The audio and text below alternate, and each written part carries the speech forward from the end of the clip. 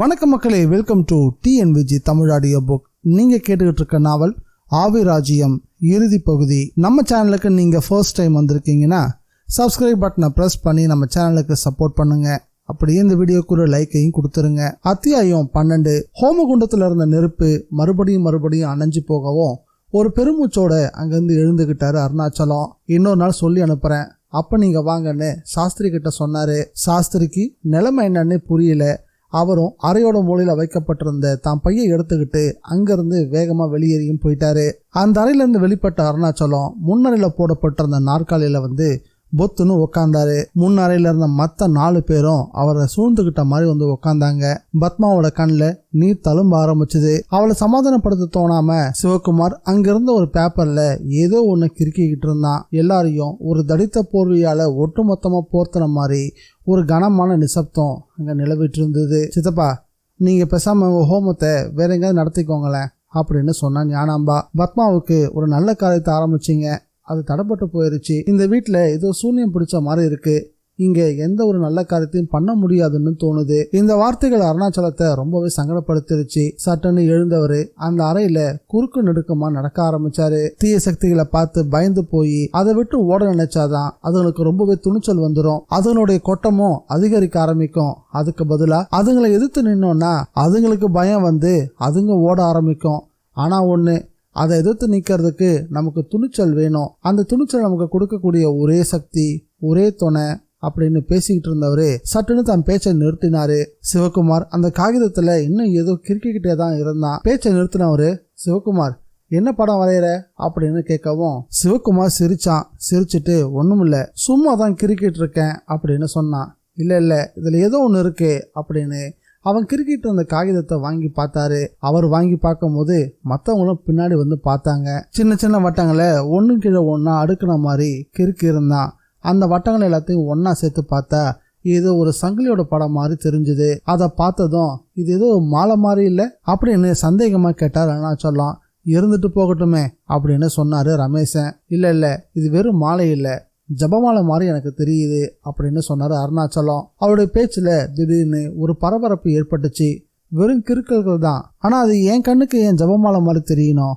உடனே ஆர்வத்தோட எழுந்துகிட்டாரு ரமேஷன். ஜபமாலையா இருந்தா நல்லதுன்னு சொல்றீங்களா? நான் தினமும் பூஜையை முடிச்சுட்டு ஜபமாலையை பயன்படுத்தி மந்திரங்களை சொல்லுவேன். நான் வேணும்னா அந்த மாலையை கொண்டு வரட்டுமா? இதை எத்தனை வருஷமா பண்ணிக்கிட்டு இருக்கீங்க? இப்பதான் 2-3 வருஷமா அப்படின்னு சொன்னாரு ரமேஷன். இல்ல அந்த சக்தி எல்லாம் பத்தாது, இதுக்கு இன்னும் மகா சக்தி வேணும். அந்த ஜபமாலையை பயன்படுத்தி மந்திரங்களை சொல்லி அதுக்குன்னு தனியான ஒரு மகா சக்தி ஏற்பட்டிருக்கணும். அறையோட குறுக்கு நெடுக்கமா நடந்தபடி இது எல்லாத்தையும் யோசிக்க ஆரம்பிச்சாரு அருணாச்சலம். அவர் என்னதான் சொல்ல போறாரோ அப்படின்னு அங்க இருந்த மத்த எல்லாருமே அவருடைய முகத்தையே உத்து பார்த்துக்கிட்டு இருந்தாங்க. மனசுக்குள்ளே ஏதோ பேசினவரு திடீர்னு வேணாம் அது சங்கடமாயிடும் அப்படின்னு சொன்னாரு. ஊத்து கவனிச்சுட்டு இருந்த எல்லாரும் பரவாயில்ல, எதுவா இருந்தாலும் சொல்லுங்க, கஷ்டமோ நஷ்டமோ ஒரு முயற்சி தானே பண்ண போறோம், தாராளமா பண்ணி பார்க்கலாம் அப்படின்னு சொன்னாரு ரமேஷன். உடனே அருணாச்சலம் ஞானாம்பாலை பார்த்தாரு. நம்ம தாத்தாவுடைய அப்பா ரொம்ப சக்தி வாய்ந்த ஒரு சாமியாரா இருந்திருக்காருன்னு நீ கேள்விப்பட்டிருக்கேன் ஞானம்? அருணாச்சலம் கேட்கவும் ஞானாம்பா ரொம்பவும் யோசிக்க ஆரம்பிச்சுட்டு, ஆமா கேள்விப்பட்டிருக்கேன், பாட்டி அப்பப்போ சொல்லுவா, ஆனா அதை பத்தி எனக்கு வேற எதுவும் தெரியாதே அப்படின்னு சொன்னா. அவரு பழனியில இருந்தாருன்னு சொல்லுவாங்க. பழனியோட அடிவாரத்துல இருந்ததால அடிவார சித்தர்னு அவரை சொல்லுவாங்கன்னு அப்பா என்கிட்ட அடிக்கடி சொல்லுவாரு. ஆமா, இந்த வார்த்தையை நான் கேள்விப்பட்டிருக்கேன், பாட்டி என்கிட்ட ஒரு முறை சொல்லியிருக்கா. அருணாச்சலமும் ஞானம்பாலும் பேசிக்கிட்டு இருந்தது ரமேஷனுக்கு கொஞ்சம் எரிச்சலை ஏற்படுத்துச்சு. இவங்க 2 பேரும் என்ன சம்பந்தமே இல்லாம முன்னோர்களை பத்தி ஆராய்ச்சி பண்ணிட்டு இருக்காங்க, இப்ப இதெல்லாம் தேவையா அப்படின்னு மனசுக்குள்ள யோசிச்சாரு. ஏன்னா அருணாச்சலத்துக்கே கிட்டத்தட்ட 70 வயசு. அவருடைய தாத்தாவுக்கு அப்பானா இது எந்த நூற்றாண்டு சமாச்சாரமோ தெரியலையே அப்படின்னு மனசுக்குள்ள யோசிச்சவரு கொஞ்சம் கோபமா 2 பேரையும் பார்த்தாரு. அருணாச்சலம் தொடர்ந்து பேசிட்டு இருந்தாரு. அடிவார சுவாமிகளை மகா பெரிய முருக பக்தர் அப்படின்னு சொல்லுவாங்க. அவருடைய 60வது வயசுல இருந்து 85வது வயசு வரைக்கும், அதாவது முக்தி அடைகிற வரைக்குமே சதா சர்வ காலமும் முருகன் நாமத்தை மட்டுமே ஜபிச்சுக்கிட்டு இருந்தாருன்னு தாத்தா என்கிட்ட ஒரு முறை சொல்லியிருக்காரு. அப்படின்னா அதுல எவ்வளவு சக்தி இருக்கும் அப்படின்னு அருணாச்சலம் கேட்கவும் ரமேஷனுக்கு இப்போதான் விஷயம் பிடிபட ஆரம்பிச்சது. அவ்வளவு சக்தி படைச்சு ஜபமாலைய கையில வச்சிருந்தா எந்த துர்சக்தியும் கிட்டவே வராதே. இவங்க எல்லாரும் முன்னறையில மந்திர ஜபமாலை பத்தி பேசிட்டு இருக்கும் போதே ஹோமகுண்டம் இருந்த அறைக்குள்ள இருந்து ஒரு சத்தம் கேட்டுச்சு. எல்லாரும் திரும்பி பார்த்தாங்க. ஹோமகுண்டத்துக்கு பக்கத்துல இருந்த ஒரு நெய் சொம்பு கவிழ்ந்திருந்தது. தரையெல்லாம் நெய் வழிஞ்சு ஓடிக்கிட்டு இருந்தது. பாத்தீங்களா, அந்த ஜெபமாலையோட பேரை சொன்னதுமே உள்ள நடுக்கம் ஏற்பட்டிருக்குது அப்படின்னு சொன்னாரு அருணாச்சலம். ஞானாம்பா குறுக்கிட்டா, அப்படின்னா அந்த ஜெபமாலையை நீங்க வரும்போதே கொண்டு வந்திருக்கலாமே அப்படின்னு கேட்டா. அதுக்கு அருணாச்சலம், அது மட்டும் என்கிட்ட இருந்திருந்தா நான் அதை கையோட கொண்டு வந்திருப்பனே அப்படின்னு சொல்லிட்டு பெருமூச்சு விட்டாரு அருணாச்சலம். கடைசி காலத்துல அவர் பழனி அடிவாரத்தில் தங்கி இருந்தாரு. அவர் சமாதியான இடத்துல அடிவார சுவாமிகள் மடம்னு ஒரு மடம் இருக்கிறதாகவும் அங்க இருக்கிறவங்க அந்த ஜெபமாலையை பத்திரப்படுத்தி வச்சிருக்கிறதாகவும் நான் கேள்விப்பட்டிருக்கேன் அப்படின்னு சொன்னாரு அருணாச்சலம். நல்லதா போச்சு, நம்ம நேரடியாக அந்த மடத்துக்கு போய் விஷயத்த சொல்லி கேட்டா அதை நம்ம கையில் கொடுக்க மாட்டாங்களா அப்படின்னு கேட்டா ஞானாம்பா. கண்டிப்பா கொடுக்க மாட்டாங்க, அதை யாரும் தொடவே கூடாதுன்னு ஒரு கண்ணாடி பெட்டிக்குள்ள வச்சிருக்கிறாங்களாம். 10 வருஷத்துக்கு முன்னாடி ஒரு தடவை நான் பழனி போயிருந்தேன். அதை பார்க்கணும் நான் கேட்டப்போ அது கிட்ட போக கூட என்னை யாரும் அனுமதிக்கவே இல்லை தெரியுமா. இதை கேட்டதும் எதுக்கு நம்ம ஒரு முறை நேரில் போய் இதை கேட்டு பார்க்கலாமே அப்படின்னு சொன்னான் சிவகுமார். உடனே பத்மா, வேணா நீங்க எங்கேயும் போக தேவையில்ல, எந்த ஆபத்துலையும் நீ மாட்டிக்கவும் தேவையில்ல அப்படின்னு தன் கணவனோட கையை இருக்க பிடிச்சுக்கிட்டா. அவளோட கண்கள்ல இருந்து நீர் தழும்ப ஆரம்பிச்சது. துயரத்துல குரல் எல்லாம் அடைச்சிக்கவும் செஞ்சது. நான் இப்படியே இருந்துட்டு போறேனே, எனக்காக இந்த ஹோமம் எதுவும் செய்ய தேவையில்லை, பேயோ பிசாசோ எதுவா இருந்தா நமக்கு என்ன, பேசாம நம்ம இன்னைக்கே புறப்பட்டு திருச்சி போயிடலாமா அப்படின்னு கேட்டா. அசடு, இதுல என்ன ஆபத்து இருக்கு, பழனி என்ன வெளிநாட்டுலயா இருக்குது, இல்ல நாம தான் அந்நிய தேசத்துக்காரங்களா, அப்படி ஒன்றும் இல்லைல்ல, நானே நேரா போய் பார்த்துட்டு வரேன் அப்படின்னு மறுபடியும் சொன்னா சிவகுமார். வேணா யாரும் எங்கேயும் போக தேவையில்ல. இந்த முறை சொன்னது பத்மா இல்ல, ஜெஷு தான். இதை சொல்லிக்கிட்டே ரூமுக்குள்ள இருந்து வெளியே வந்தா. அவ சொன்னதை கேட்டு எல்லாருமே ஒரு நிமிஷம் ஆச்சரியப்பட்டு போனாங்க. நீங்க பேசினது எல்லாத்தையும் நான் கேட்டுட்டு தான் இருந்தேன். நீங்க யாரும் எங்கேயும் போக தேவையில்ல, நான் இது சம்பந்தமா பிரபுவை பழனிக்கு போக சொல்றேன் அப்படின்னு சொன்னா. போதும் நீ சும்மா இரு அப்படின்னு ஞானாம்பா ஜெஷுவை அடக்கவும் செஞ்சா. இந்த பிரபு என்னைக்கு இங்க வந்தானோ அன்னில இருந்தா எல்லாமே ஆரம்பிச்சது அப்படின்னு குற்றம் சாட்ட ஆரம்பிச்சா ஞானாம்பா. கூட ரமேஷனும் சேர்ந்துக்கிட்டாரு. ஆமா ஜெஷு, அவனை இந்த விஷயத்த நீ இழுக்காத, நீ அவன் மேலே இப்படி பைத்தியமா இருக்கிறதுனால தான் உனக்கு இந்த பிரச்சனையே ஏற்பட்டுச்சு, இல்லைன்னா உனக்கு எந்த கஷ்டமும் வந்தே இருக்காது தெரியுமா உனக்கு. அவன் இந்த வீட்டுக்குள்ள எந்த நேரத்தில் கால் எடுத்து வச்சானோ அதுக்கப்புறம் தான் இந்த வீட்டுக்குள்ள ஆவி அது இதுன்னு பேச்செல்லாம் வரவே ஆரம்பிச்சுது. இந்த பிரச்சனை எதுவுமே நமக்கு தேவையில்லை, பேசாம நீ அவனை மறந்துரு. நீ அவனை மறந்துட்டுனா அந்த ஆவி இங்க இருக்க போறதே இல்லை, அது வாத்தானா அவனை தேடி போக போகுது. ரமேஷன் இது வரைக்கும் தான் மனசுல இருந்த ஒட்டுமொத்த ஆதங்கத்தையும் கொட்டி தீக்க ஆரம்பிச்சாரு. இதை கேட்டுட்டு ஜெஷு அவங்களுக்கு எந்த பதிலும் சொல்லல. அவங்கள தாண்டி போய் பத்மா கிட்ட நின்னா, நீ எதுக்கும் கவலைப்படாத, எல்லாம் நல்லதாவே நடக்கும். பத்மாவுக்கு ஆறுதல் சொன்ன ஜெஷு மறுபடியும் நேரா ரூமுக்கு போய் கதவு சாத்திக்கிட்டு முகம் கழுவிட்டு வெளியே கிளம்புறதுக்காக வேறு உடைக்கு மாறவும் செஞ்சா. அன்றைய நாள் சாயந்தரமே பிரபுவோட வீட்டுக்கும் வந்து சேர்ந்தா. ஜெஷு பிரபுவோட வீட்டுக்கு வந்தப்போ பிரபு வீட்டுல இல்ல. பிரபு எங்கம்மா போயிருக்காரு அப்படின்னு அத்தை கிட்ட கேட்கவும், அவன் டாக்டர் வீடு வரைக்கும் போயிருக்காமா அப்படின்னு அத்தை பதில் சொன்னா. எந்த டாக்டர்? டாக்டர் ஆதித்தன்ட்ட போயிருக்கான். உடனே அங்கிருந்து கிளம்பினான் ஜெஷு. வந்த ஆட்டோவிலேயே ஏறி டாக்டர் ஆதித்தனுடைய கிளினிக்கை நோக்கி போக ஆரம்பிச்சா.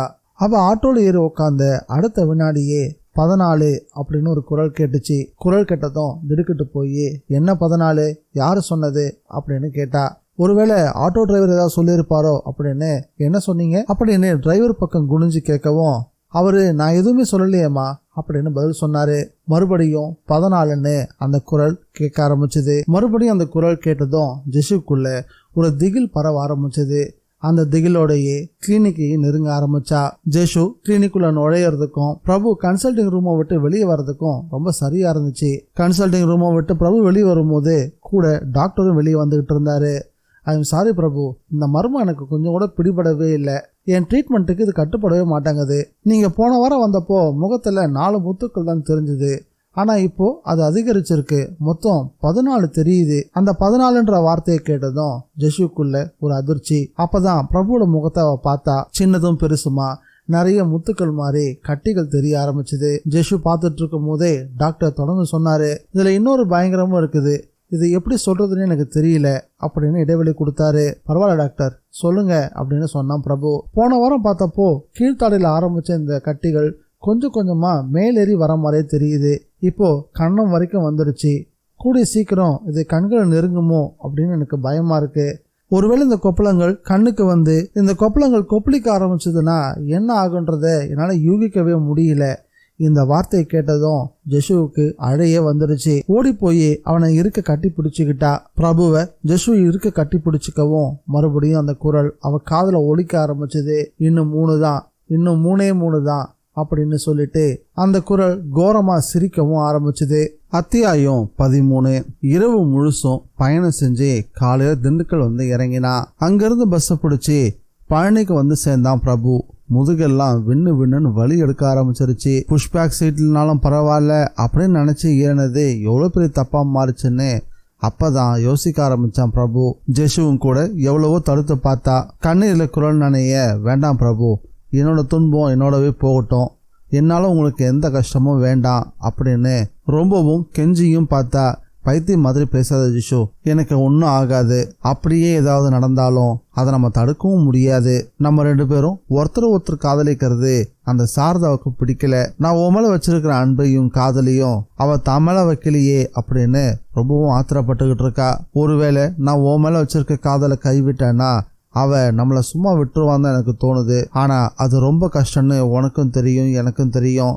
சட்டையை கழட்டி போடுற மாதிரி எல்லாம் காதலை அவ்வளோ சுலபமா தூக்கிலாம் எரிய முடியாது. அவன் பேசின வார்த்தைகள் அவன் மனசுக்கு ரொம்பவே சங்கடத்தை ஏற்படுத்த ஆரம்பிச்சுது. அது போகட்டும், நீ எப்படி இங்க வந்த அப்படின்னு கேட்டான் பிரபு. உங்களை தேடி வீட்டுக்கு போயிருந்தேன், அத்தை தான் சொன்னாங்க. இங்க பாரு ஜெஷு, நம்ம 2 பேருமே ரொம்ப முக்கியமான ஒரு கட்டத்துல இருக்கோம். எனக்கு நீ தைரியம் சொல்லணும், உனக்கு நான் தைரியம் சொல்லணும். அந்த கட்டத்துல தான் இப்ப நம்ம இருக்கோம். அதனால நான் கிளம்பும் போது என்னை தடுக்காத, எல்லாமே நம்மளுடைய நல்லதுக்காக தான் அப்படின்னு அவளை சொல்லி தேற்ற ஆரம்பிச்சான் பிரபு. அதன் பிறகுதான் சின்னத்தத்தை செஞ்ச ஹோமம் பாதல் நின்று போச்சுன்னோ பழனியில இருக்கக்கூடிய அந்த ஜெபமாலை பத்தியும் ஜெஷு பிரபு கிட்ட சொன்னான். அதை நீங்க போய் எடுத்துட்டு வரணும்னு சொல்றதுக்காக தான் நான் இங்க வந்தேன்.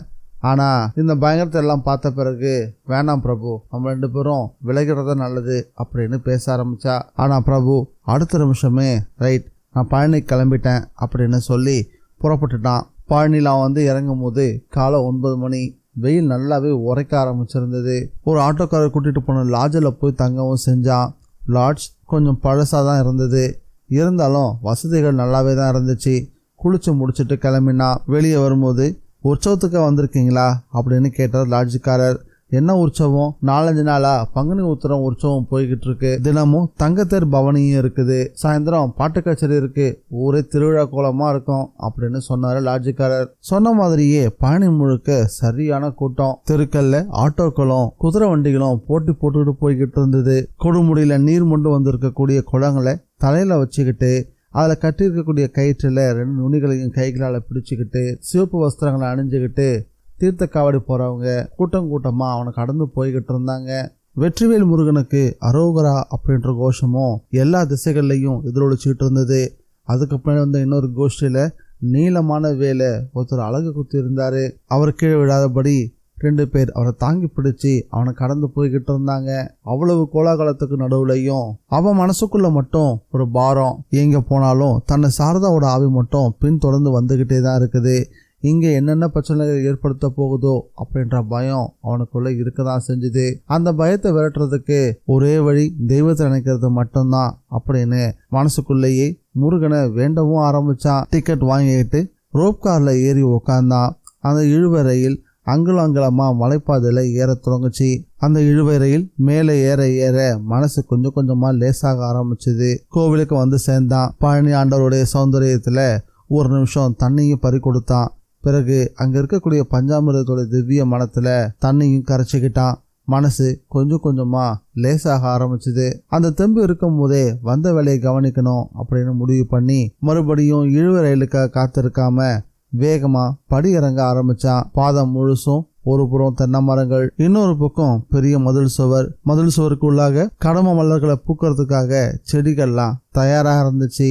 அந்த இதமான காற்று அனுபவிச்சபடி அங்கிருந்து வேகமா இறங்கிட்டு இருந்தான். இந்த வெயிலையும் நடக்கிறதுக்கு இவ்வளவு இதமா இருக்குது அப்படின்னா குளிர்ச்சியான நாட்கள் நடக்கும் போது எவ்வளவு ஆனந்தமா இருக்கும் அப்படின்னு மனசுக்குள்ள யோசிச்சும் பார்த்தான். வரட்டாற்றுல இருந்து கோவிலுக்கு தீர்த்தம் கொண்டு போற திருமஞ்சன பாதையையும் நாதசுர பயிற்சி பள்ளியையும் தவில் பயிற்சி பள்ளியையும் தாண்டிய பிறகு ஒவ்வொரு கட்டடமா பார்த்துக்கிட்டு நடக்க ஆரம்பிச்சான். வழியில வேற என்னென்னவோ மரங்கள் எல்லாம் தென்பட்டுச்சு.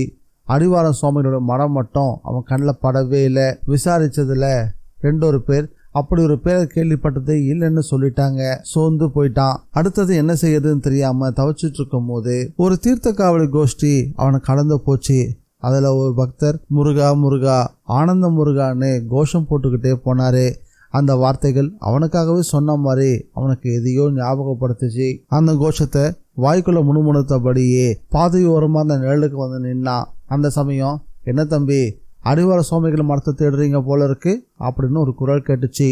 தாடியும் மீசையுமா இருந்த ஒரு கிழவர் ஒடிஞ்ச நாற்காலியில் ஒரு டீயை குடிச்சபடி இருந்தாரு. ஆமாங்க, அது எங்க இருக்கு? கிழவர் சிரிச்சாரு. அதெல்லாம் நான் சின்ன பையனா இருக்கும் போதே போயிடுச்சு. இப்ப எனக்கு வயசு 84 ஆகுது. அப்ப அந்த மடம் அதை இடிச்சு தரமட்டமாக்கிட்டாங்களே. அதுக்கு மேல வேறு சில கட்டடங்களையும் கட்டி முடிச்சுட்டாங்க. மடத்துல சுவாமியோட பொருட்கள்லாம் இருந்துதாமே அப்படின்னு பிரபு கேட்கவும், அதெல்லாம் இல்லாமலையா, மடத்தை கடைசியா பச்சைவளன்னு ஒருத்தர் தான் நிர்வாகம் பண்ணிக்கிட்டு இருந்தாரு. மடத்தை விற்கிறதுக்காக அதுல இருந்த படங்கள், பூஜை பொருட்கள், பாத்திரங்கள் எல்லாத்தையும் அவரு தன்னோட வீட்டுக்கு கொண்டு போயிட்டாரு. அவரோட வீடு எங்கேயா இருக்கு, கொஞ்சம் சொல்ல முடியுமா அப்படின்னு கேட்க, வீடாவது வாசலாவது பச்சைமலையோட பேரப்பிள்ள தான் ஒருத்தர் இருக்கிறான், ஊதாரி பையன். இத்தனை காலத்துல அநேகமா எல்லாத்தையும் வித்துன்னு இருப்பான்னு நினைக்கிறேன். சரி, அவனை எங்க பார்க்கலாம்? பாட்டு கச்சேரி நடக்க போகுது, குடமுழுக்கு அரங்கம், அங்கதான் எங்கேயாவது சுத்திக்கிட்டு இருப்பான். சிறுக்கு சட்டை, பட்டு வெட்டி கட்டிக்கிட்டு சிகரெட்டை பிடிச்சிக்கிட்டே நிற்பான். சித்தையன் யாருன்னு யாரை கேட்டாலும் சொல்லுவாங்க. அந்த பெரியவர் சொன்னதும் அவருக்கு ஒரு நன்றியை சொல்லிட்டு அங்கிருந்து வேகமா நடக்க ஆரம்பிச்சான் பிரபு. அங்கிருந்து நகர்ந்து வந்த பிறகுதான் அவன் மனசுக்குள்ள ஒரு கேள்வி எழ ஆரம்பிச்சது. நாம அடிவார சுவாமிகள் மடத்தை தான் தேடுறோம்னு அந்த பெரியவருக்கு எப்படி தோணுச்சு? நேரடியா நம்ம கிட்டே வந்து எல்லாத்தையும் எப்படி சொன்னாரு அப்படின்னு அவனுக்குள்ள பல கேள்விகள். திரும்பி பார்த்தான். அந்த ஒடிசலா நாற்காலியில இவ யாருமே இல்லை. அந்த கிழவனையும் அங்கே காணோம். கூட முழுக்க நினைவாரங்கம் ரொம்ப பிரம்மாண்டமாக இருந்துச்சு.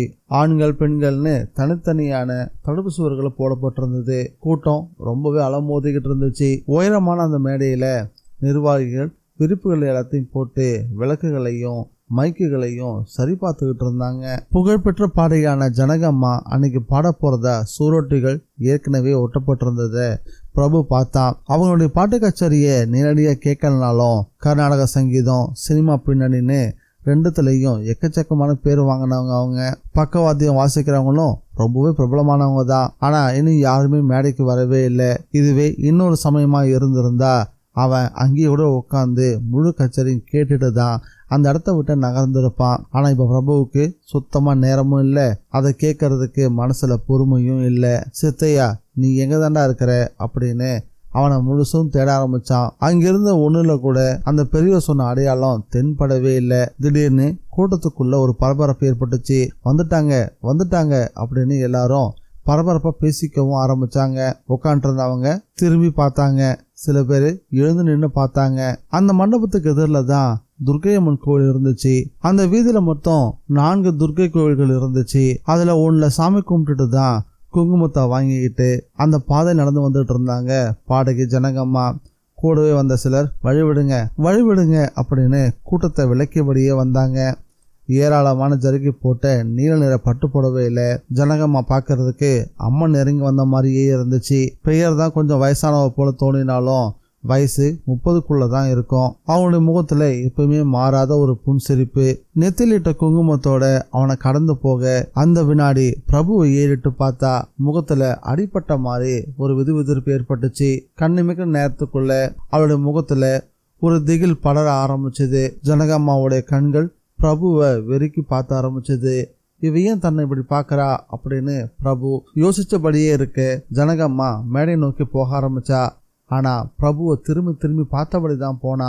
அவன் முகத்துல ஒரு விதமான அச்சமும் நடுக்கமும் ஏற்பட்டுச்சு. சுத்தி இருந்த எல்லாருமே என்னாச்சு அவங்களுக்குன்னு விசாரிக்கவும் ஆரம்பிச்சுட்டாங்க. கூட்டம் நெருக்க ஆரம்பிச்சது. பாட வந்த பாடகைக்கு ஏதோ பிரச்சனை அப்படின்னு தெரிஞ்சதும் கூட்டம் முண்டி அடிக்க ஆரம்பிச்சது. இதனால பிரபு அந்த இடத்துல இருந்து மேடை நோக்கி தள்ளப்பட்டான். அப்பையும் ஜனகம்மாவுடைய கண்கள் பிரபுவை வெறிச்சு பார்த்தபடியே தான் இருந்துச்சு. ஜனகம்மா கையை உயர்த்தி இப்படி வா அப்படின்னு கூப்பிடுற மாதிரி பிரபுவுக்கு ஜாடியும் காட்டினா. பிரபு திரும்பி பார்த்தான். தனக்கு பின்னாடி யாரையாவது கூப்பிடுறாங்களோ அப்படின்னு தான் அவன் நினைச்சான். ஆனா தன்னை தான் அவன் கூப்பிட்டா அப்படின்னு பிரபுவுக்கு தெரியவும் இல்லை. அதுக்குள்ள ஒரு ஆளை கூப்பிட்டு பிரபுவை தன் பக்கத்துல கூட்டிட்டு வரும்படி சொல்லி அனுப்பிட்டா. வந்த ஆள் அம்மா அவளை கூப்பிடுறாங்க அப்படின்னு பிரபு கிட்ட சொல்லவும், என்னையா, எதுக்கு அப்படின்னு ஆச்சரியமும் பயமும் கலந்தவனா பார்க்க ஆரம்பிச்சான். சுற்றி இருந்த எல்லாருமே விலகி வழியும் விட்டாங்க. பிரபு மேடை கிட்ட போனதுமே ஜனகம்மா நீ யாரு அப்படின்னு கேட்டா. அப்படி அவ கேட்கும் போதே அவ குரல் நடுங்கினதையும் அதுல பயம் பெருமளவுல இருக்கிறதையும் பிரபு கவனிச்சான். அடுத்த கேள்வியையும் ஜனகம்மா கேட்டா. எதுக்காக என்ன கொலை பண்ண நினைக்கிறீங்க அப்படின்னு அடுத்த கேள்வி கேட்டதும் பிரபுவுக்கு தூக்கி வாரி போட்டுடுச்சு. கூடியிருந்த எல்லாருமே ஏதோ சொந்த விஷயம் பேசிக்கிறாங்க அப்படின்னு நினைச்சுக்கிட்டு இருந்தாங்க. பிரபுவுக்கு பெருங்குழப்பம். இவ தாங்கிட்டு தான் பேசுறாளா இல்ல தன்னை வேற யாரும் நினைச்சு பேசிட்டு இருக்காளா அப்படின்னு ஒரே குழப்பம். கொலையா? நானா? என்ன சொல்றீங்க நீங்க? வந்ததுல இருந்து பாக்குறேனே கையில ஒரு கத்திய வச்சுக்கிட்டு என்ன குத்துற மாதிரியே ஓங்கி பிடிச்சிட்டு இருக்கீங்களே அப்படின்னு கண்ணீர் ததும்ப அவ கேட்க ஆரம்பிச்சதும் பிரபுவோட குழப்பம் மேலும் அதிகரிக்க ஆரம்பிச்சது. நான் உனக்கு எந்த கெடுதலும் பண்ணல, என்னெல்லாம் கொலை பண்ணிடாதீங்க, நீங்க யாருன்னு எனக்கு தெரியாதுன்னு ஜனகம்மா கெஞ்சிற குரலை கேட்க ஆரம்பிச்சுட்டா. அது வரைக்கும் நிதானமா இருந்த பிரபுவுக்கு சட்டுன்னு கோவம் வந்துச்சு. என்ன உளறிட்டு இருக்கீங்க? நான் எதுக்காக உங்களை கொலை பண்ண போறேன்? ஆமா, என் கையில கத்தியா? எங்க இருக்கு? இதை பாருங்க அப்படின்னு அவன் காட்டாவும் அவனோட கைகள்ல எந்த ஆயுதமும் இல்லை. என்னம்மா இதோ பிரச்சனையா அப்படின்னு ஒரு போலீஸ்காரர் கிட்ட வந்து கேட்கவும் ஜனகம்மாவுக்கு தைரியம் வந்துச்சு. ஆமாங்க, இவர் என்ன கத்தியால கொலை பண்ண முயற்சி பண்றாரு, என்ன பயமுறுத்துறாரு அப்படின்னு ஜனகம்மா சொல்லவும் பிரபு கோபத்தோட உச்சத்துக்கே போயிட்டான். நான்சென்ஸ், என்ன பேசிட்டு இருக்கீங்க அப்படின்னு பிரபு கத்தவும் ஆரம்பிச்சான். இங்க பாருங்க, என் கையில எதுவுமே இல்லை, ஆனா நான் கத்தி வச்சிருக்கதா சொல்றாங்க அப்படின்னு பிரபு சத்தம் போட்டு பேச ஆரம்பிக்கவும் இந்த அம்மா கேட்டதும் கத்தி நீ கீழே போட்டிருப்ப, எனக்கு தெரியாதா அப்படின்னு சொன்னாரு அந்த போலீஸ்காரர். இந்த அம்மா தான் ஏதோ உளர்றாங்கன்னா நீங்க என்ன கூட சேர்ந்து உளறிட்டு இருக்கீங்க அப்படின்னு போலீஸ்காரன் எதிர்த்து பேச ஆரம்பிச்சான். ஆனா அவன் அப்படி சொல்லிட்டு இருக்க கூடாது. அடுத்த நிமிஷம் ஒரு கான்ஸ்டபிளை கூப்பிட்டாரு இன்ஸ்பெக்டர். இந்த ஆளை தூக்கிட்டு போய் லாக்கப்புள்ள வைங்க, நான் வந்து விசாரிக்கிறேன் அப்படின்னு சொல்லிட்டாரு. அடுத்த நிமிஷம் பிரபுவை 2 பேர் இழுத்துட்டு போக ஆரம்பிச்சாங்க. பிரபு எவ்வளவோ கத்தியும் பார்த்தான், ஆனா அதுக்கு எந்த பலனும் இல்லாம போயிருச்சு. அத்தியாயம் 14. ரகசியமா மனைவி எழுப்புற கணவன் மாதிரியே காலை வெளிச்சம் கொஞ்சம் கொஞ்சமா அந்த லாக்கப் அறைக்குள்ள வந்து விழ ஆரம்பிச்சது. பிரபு கண்களை தேய்ச்சிக்கிட்டான். டீ சாப்பிட்றீங்களா சார்? கொஞ்சம் மரியாதையா ஒரு கான்ஸ்டபிள் அவனை விசாரிக்க ஆரம்பிச்சாரு. ராத்திரி பூரா மூட்டைப்பூச்சி கடியிலையும் கொசு கடியிலையும் அரை தூக்கம் தான் தூங்கியிருந்தான். டீலாம் வேணாம், இன்ஸ்பெக்டர் எப்போ வருவார்? இப்போ வர நேரம் தான் சார். போலீஸ்காரங்களை பற்றி பத்திரிகையிலையும் சினிமாலையும் வர்றது உண்மைதான் போல இருக்கு அப்படின்னு மனசுக்குள்ளே யோசிக்க ஆரம்பிச்சான். என்ன ராஜ்யம் இது? எவ்வளோ ஒருத்தி நான் கத்தி எடுத்து குத்த வரேன்னு சொன்னால் அதை உடனே நம்பி என்னை கொண்டு வந்து லாக்கப்புக்குள்ளே போடுறதா? நான் யாரு, எங்கேருந்து வந்திருக்கேன், எனக்கு அவங்களுக்கு என்ன சம்மந்தம்னு எந்த கேள்வியுமே கேட்கல அந்த இன்ஸ்பெக்டர். அவங்க சொன்னாங்கன்றதுக்காக என்னை கொண்டு வந்து லாக்கப்புக்குள்ளே வச்சிருக்காரு. இது ரொம்ப அடாவடித்தனம் இல்லை அப்படின்னு மனசுக்குள்ள கோபம் அவனுக்குள்ள கொப்பளிக்க தான் ஆரம்பிச்சது. அதன் பிறகு தண்ணியை கொஞ்சம் ஆசுவாசப்படுத்திக்கிட்டான். இதெல்லாம் ஏன் நடக்குது? ஒருவேளை அடிவார சுவாமிகளோட ஜெபமாலையை நான் எடுக்க கூடாதுன்றதுக்காக தான் இப்படிப்பட்ட முட்டுக்கட்டைகள்லாம் ஏற்படுதோ அப்படின்னு அவனுக்குள்ளேயே கேள்விகளும் கேட்டுக்க ஆரம்பிச்சான். ஒரு வகையில் 2வதா யோசிச்சதான் சரியா இருக்கும் அப்படின்னு அவன் மனசுக்கு தோண ஆரம்பிச்சது. அதே சமயம் இன்ஸ்பெக்டர் ஸ்டேஷனுக்குள்ளேயே நுழைஞ்சுக்கிட்டு இருந்தாரு. 2 நிமிஷம் நடைக்கு பிறகு லாக்கப் காரை திறக்கப்பட்டுச்சு. பிரபுவை இன்ஸ்பெக்டர் முன்னாடி கொண்டு போய் நிறுத்தினாரு ஒரு கான்ஸ்டபிள். சூழ்நிலை என்னன்னு தெரிஞ்சுக்காம ஆத்திரப்பட்டு காரியத்தை கெடுத்துடக்கூடாது அப்படின்னு பிரபு ஒரு முடிவோட தான் இருந்தான். இன்ஸ்பெக்டர், ஒரு நிமிஷம், நான் சொல்றத கொஞ்சம் பொறுமை கேளுங்க அப்படின்னு மெதுவான குரல்ல பேச ஆரம்பிச்சான். நான் சென்னையிலேருந்து ஒரு காரியமாக தான் இங்கே வந்தேன். எனக்கும் அந்த பாடகைக்கும் எந்த சம்மந்தமும் கிடையாது. நான் ஒரு கௌரவமான பேங்க் ஆஃபீஸர். இங்கே பாருங்க அப்படின்னு தான் பர்ஸில் இருந்து விசிட்டிங் கார்டை எடுத்து நீட்டினா. அதை பார்த்த பிறகு இன்ஸ்பெக்டர் முகத்தில் கொஞ்சம் கனிவு பிறக்க ஆரம்பிச்சது. இந்த விஷயத்த நீங்கள் நேற்றே சொல்லியிருந்திருக்கலாமே அப்படின்னு அவர் பேசிகிட்டு இருக்கும் போதே லுங்கி கட்டின ஒரு இளைஞனை ஒரு போலீஸ்காரர் நெட்டு தள்ளி உள்ளே இழுத்துட்டு வந்தார். உள்ளே வந்து நின்னவர் விரைப்பாக ஒரு சல்யூட் அடிச்சுட்டு பஜாரில் பழக்கடைக்காரங்கிட்ட தகராறு பண்ணிகிட்டு இருந்தான் சார் அப்படின்னு தெரிவித்தார். ஏண்டா சித்தையா, மாதத்துக்கு ஒரு தடவையாச்சும் ஸ்டேஷன் வரலன்னா உனக்கு தூக்கமே வராதாடா? இன்ஸ்பெக்டர் அவன்கிட்ட கேள்வி கேட்கவும், சார் நான் சும்மா தான் சார் பேசிகிட்டு இருந்தேன், இவர் தான் என்னை தப்பாக நினச்சிட்டாரு அப்படின்னு பதில் சொல்ல ஆரம்பித்தான். சித்தை என்ற பேரை கேட்டதும் பிரபுக்குள்ள ஒரு மின்னல். அவனை ஏறிட்டு பார்த்தான். அந்த வயசான பெரியவர் சொன்ன ஆள் இவன் தானா? ஆனால் அவர் சொன்னதுக்கும் இவன் இருக்கிறதுக்கும் கொஞ்சம் கூட சம்மந்தமே இல்லையே அப்படின்னு யோசிக்க ஆரம்பித்தான். அதுக்குள்ள இன்ஸ்பெக்டர், யோ கான்ஸ்டபிள், அவனை முதல்ல உள்ள தள்ளியா அப்படின்னு பேச ஆரம்பிச்சிட்டாரு. அவர் சொல்லி முடிக்கிறதுக்கு முன்னாடி பிரபு குறுக்கிட்டு, அடிவார சுவாமியினுடைய மடத்து பொருட்கள் எல்லாம் பார்த்துக்கிறது நீதானா அப்படின்னு கேட்டான். ஆமாம் சார், அது நானே தான். இன்ஸ்பெக்டர் ஐயா கிட்ட என்னை பற்றி கொஞ்சம் சொன்னீங்கன்னா உதவியாக இருக்கும் அப்படின்னு அவர் முன்னாடியே கேட்க ஆரம்பிச்சிட்டான். இதை பார்த்ததும் இன்ஸ்பெக்டர் பிரபு கிட்ட கொஞ்சம் கோபமாக பேச ஆரம்பித்தார். ஏன் மிஸ்டர், கொஞ்ச நேரத்துக்கு முன்னாடி தான் பேங்க் ஆஃபீஸரு ரொம்ப யோகியமானவன் கௌரவமானவன் பேசிக்கிட்டு இருந்தீங்க. ஆனால் போய் இவனுக்காக வக்காலத்தை வாங்க முன் வரீங்க. ஆனால் பிரபு இன்ஸ்பெக்டரோட பேச்சை பொருட்படுத்தவே இல்லை. எங்கெல்லாமோ இவனை தேடிக்கிட்டு இருந்தோம், ஆனால் இவனை கண்டுபிடிக்கவே முடியல. கடைசியில் இப்போது ஸ்டேஷனில் நம்ம மேலே நின்றுக்கிட்டு இருக்கான். இவனை இப்போ தவற விட்டோன்னா மறுபடியும் இவனை பிடிக்கிறது ரொம்ப கஷ்டம். பேசாமல் இவனை இழுத்துக்கிட்டு இங்கேருந்து ஓட வேண்டியது தான் அப்படின்னு தீர்மானமே பண்ணிட்டான். ஆனாலும் இதை செய்யலாமா, பின்விளைவுகள் மோசமானதாக இருக்குமா அப்படின்ற எண்ணம் அவனுக்குள்ளேயும் இருந்துச்சு. இதை விட்டா வேற சமயமே கிடைக்காது அப்படின்னு அவனுக்குள்ள தோணுச்சு. கடைசியில் இழுத்துக்கிட்டு ஓடுறதுதான் சரின்னு அவனுக்கு தோணவும் வாசல் பக்கம் பார்த்தான். ஒரே ஒரு கான்ஸ்டபிள் மட்டும் சோம்பேறித்தனமா எங்கேயோ பார்த்தபடி நின்றுட்டு இருந்தாரு. இன்னொரு கான்ஸ்டபிள் ஒரு முக்காலில் உட்காந்து குனிஞ்சி காலனிக்கு பாலிஷ் போட்டுக்கிட்டு இருந்தாரு. இதுதான் சரியான சமயம் அப்படின்னு யோசிச்சவன் சித்தையனோட கையை பிடிச்சுக்கிட்டு வேகமா ஸ்டேஷனை விட்டு வெளியே ஓட ஆரம்பிச்சான். இதை பார்த்துட்டு இருந்த இன்ஸ்பெக்டருக்கு சட்டுன்னு கோவம் வந்து கத்த ஆரம்பிச்சிட்டாரு. யோ, அக்யூஸ் ஒருத்தனை கூட்டிட்டு இன்னொருத்தன் ஓடுறான் பாரு, அவனை புடியா முதல்ல அப்படின்னு கத்தவும் எல்லா கான்ஸ்டபிள்களும் சுதாரிக்க ஆரம்பிச்சாங்க. அதே நேரத்தில் சித்தையனை கையில பிடிச்சுக்கிட்டு பிரபு வேகமா தெருவில் இறங்கி ஓட ஆரம்பிச்சான். சித்தையனுக்கு தான் அந்த ஊரே அத்துப்படி ஆச்சு. பல சந்துகளில் நுழைஞ்சு ஓட ஆரம்பிக்கவும் போலீஸால அவனை பின்தொடரவே முடியல. பிரபு தன்னுடைய வாழ்நாள அப்படி ஒரு ஓட்டத்தை இது வரைக்கும் ஓடினதே கிடையாது. ஒரு நாள் இப்படி ஓட வேண்டியதா இருக்கும் அப்படின்னு அவன் யோசிச்சதும் கிடையாது. காவடி தூக்கிட்டு போறவங்க, பழக்கடைக்காரங்க, ஜட்கா வண்டிக்காரங்க, ஆட்டோக்காரங்கன்னு பல இடங்களில் மோதி தான் ஓடிக்கிட்டு இருந்தாங்க. சுமார் 2 மைல் தூரம் ஓடின பிறகுதான் பிரபு நின்னா. அது அந்த நகரத்தினுடைய கடைசி எல்லை மாதிரி தான் அவனுக்கு தெரிஞ்சுது. நிச்சயமா எந்த போலீஸ்காரரும் தன்னை தொடர்ந்து வரவே இல்லை அப்படின்னு உறுதிப்படுத்தின பிறகுதான் பிரபு நிக்கவே செஞ்சான். ரொம்ப தூரம் ஓடி வந்ததால 2 பேருக்கும் மேல் மூச்சு கீழ் மூச்சு வாங்குச்சு. பிரபுவை பொறுத்த வரைக்கும் மிகப்பெரிய காரியத்தை பண்ணிட்டதை நினைச்சிட்டு இருந்தான். ஆனா சித்தையன் முகத்துல புன்னகையே இல்லை. ஏங்க, பிடிச்சி 2 நாள் உள்ளே வச்சுருப்பாங்க, அப்புறம் என்னை விட்டுருக்க போகிறாங்க. இப்போ நீங்கள் பண்ண காரியத்துக்கு என்னை 6 மாதம் உள்ளே வச்சு முட்டிக்கு முட்டி தட்ட போகிறாங்க. ஆமாம், யார் நீங்கள் அப்படின்னு அப்போ தான் கேள்வி கேட்டான். அடிவார சுவாமிகள் மடத்துக்கும் உனக்கும் சம்மந்தம் இருக்குன்னு சொன்னல, அது விஷயமா உங்ககிட்ட பேசணும் அப்படின்னு சொன்னான் பிரபு. சித்தையன் திகைச்சு போனான். என்னது, அடிவார சுவாமிகள் மடமா? அந்த மடம் இருந்த இடத்துல புல்லு முளைச்சி போயாச்சு, அதை பற்றி கேட்கவா என்னை இப்படி ஒரு ஆபத்தில் மாட்டி வச்சிருக்கீங்க அப்படின்னு கோவமா பேச ஆரம்பிச்சான். திரும்ப பார்த்தான்.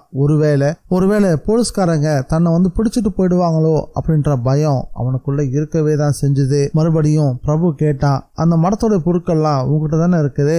அந்த மடத்தோட பொருட்களா? சரிதான் அப்படின்னு சிரிக்க ஆரம்பிச்சான். என் தாத்தா எனக்கு 1 பைசா கூட வைக்காம பட்டை நாம சாத்திட்டு செத்து போயிட்டாரு. நல்ல காலம். மடத்தோட சாவி வச்சிருந்தாரு. அதுல 1-2 வெளிப்பொருட்கள் மட்டும்தான் தேறிச்சு. படம், மணி, அவ்வளோதான். அதெல்லாம் அப்பப்போ வித்து தான் என் காலத்தை ஓட்டிக்கிட்டு இருக்கேன். மிகுந்த எதிர்பார்ப்போட இந்த பிரபுவோட மனசுக்குள்ள ஏமாற்றம் முளைக்க ஆரம்பிச்சது. மடத்தோட ஜெபமாலை, பாதக்கூரடு எல்லாத்தையும் வித்துட்ட. என்னது, ஜெபமாலை, பாதக்கூரடா? அதெல்லாம் யார் விலைக்கு வாங்குறாங்க? பிரபுவுக்கு கொஞ்சம் லேசா மூச்சு வந்துச்சு. அப்படின்னா அது உங்ககிட்ட பத்திரமா இருக்குல்ல? என்கிட்ட இல்லை, அது என் பாட்டிக்கிட்ட இருக்கு. பாட்டியா? ஆமாம், அது ஒரு கிழவி. அது கிராமத்தில் இருக்குது. அது தூக்கிட்டு போயிட்டுது. மடத்தோட பொருட்கள் எல்லாத்தையும் நான் அதுகிட்ட கொடுத்துட்டேன். அந்த மடத்தோட எல்லா பொருட்களையும் நான் அழிச்சிட்டேனா. அது மட்டுமாவது மிச்சம் இருக்கட்டுமேன்னு அந்த ஜபமாலையையும் அந்த பாதக்குரடையும் அது தூக்கிட்டு போயிடுச்சு. குரடு வேணா அவங்ககிட்டே இருக்கட்டும், அந்த ஜபமாலை மட்டும்தான் எனக்கு வேணும். அவன் கைகளை இருக்க பிடிச்சுக்கிட்டான் பிரபு. இங்க பாரு சித்தையா, அந்த ஜபமாலை மட்டும் நீ என்கிட்ட வாங்கி கொடு, நான் உனக்கு நிறைய பணம் கொடுக்குறேன் அப்படின்னு சொன்னான். பிரபுவோட அந்த வார்த்தைகளை கேட்டதும் அவன் முகத்துல லேசான ஒரு பிரகாசம். ஆமா, அந்த ஜபமாலையை பத்தி இப்படி கேட்குறீங்களே, அது என்ன வைரத்தால செய்யப்பட்டிருக்குது அப்படின்னு கேட்டான். அதெல்லாம் ஒன்றும் இல்லை, அது வெறும் மாலை தான். அப்புறம் எதுக்காக அதுக்கு அவ்வளோ முக்கியத்துவம் கொடுக்குறீங்க அப்படின்னு அவன் கேட்கவும், அந்த ஜபமாலையை வச்சு பேய் பிசாசை விரட்ட முடியும் அப்படின்னு சொன்னாங்க. மெட்ராஸில் ஒரு பேயை ஓட்ட வேண்டியது இருக்குது, அது ரொம்ப ஆபத்தானது. சித்தையா, என் முகத்தை பார்த்தியா? என்ன தெரியுது? ஏகப்பட்ட தழும்புகள் தான் இருக்குது. உண்மைதான், எனக்கு வைசூரி ஏற்படாமலேயே அந்த தழும்புகள் தானாக உருவாகிட்டு இருக்கு.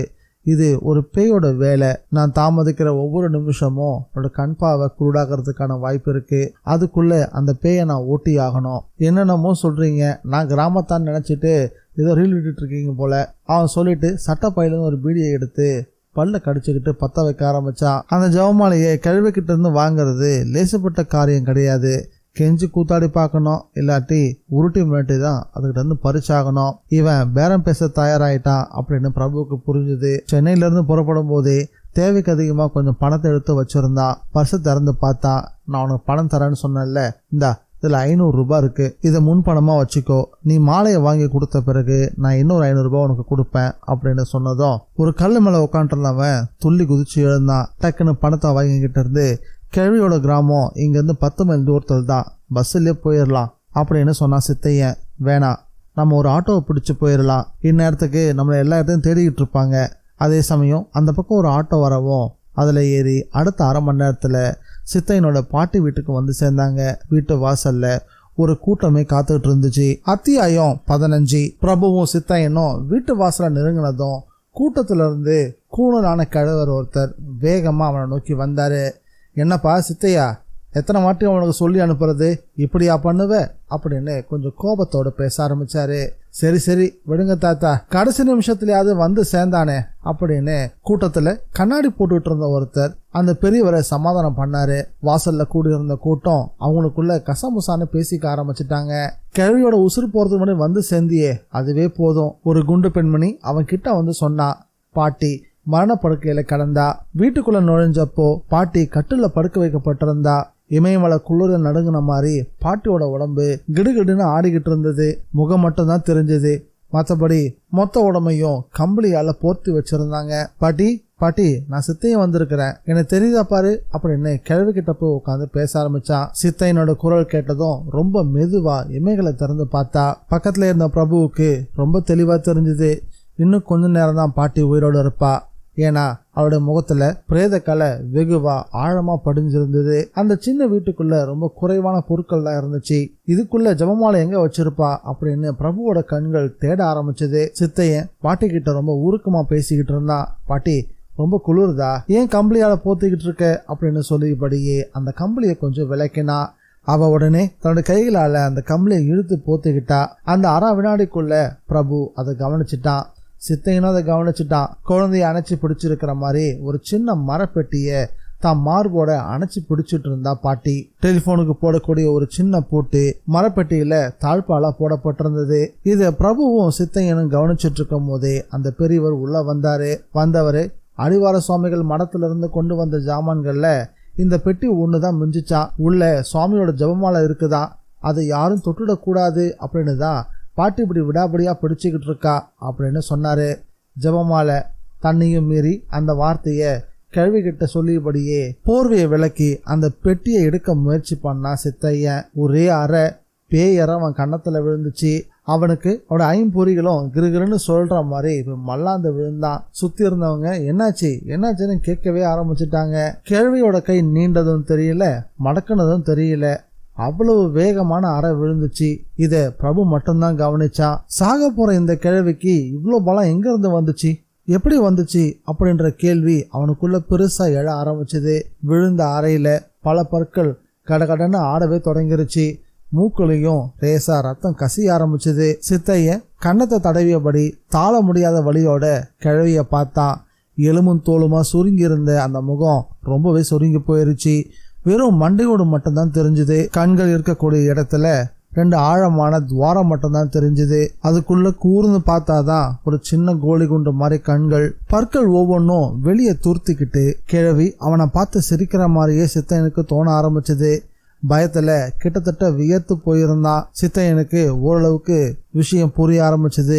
இப்ப எதுவும் வேணாம், கிழவியோட உசுறு போகட்டும், பிறகு பார்த்துக்கலாம் அப்படின்னு தனக்குள்ள சொல்லிக்கிட்டான். இதுக்கிடையில அந்த குண்டு பெண்மணி ஒரு டம்ளர்ல கொஞ்சம் பால் எடுத்துட்டு வந்தா. சித்தையா, பாட்டி வாயில கொஞ்சம் ஊத்து அப்படின்னு சொன்னா. அவனும் ஊற்றினா. 2 மடக்கு தான் உள்ள இறங்குச்சு. 3வது மடக்கு வெளியே வழிஞ்சிருச்சு. கூடியிருந்த பெண்கள்லாம் ஒவ்வொன்று அழ ஆரம்பிச்சுட்டாங்க. அத்தா இப்படி போயிட்டியே அப்படின்னு ஆண்களும் கண்களை தொடச்சிக்க ஆரம்பிச்சுட்டாங்க.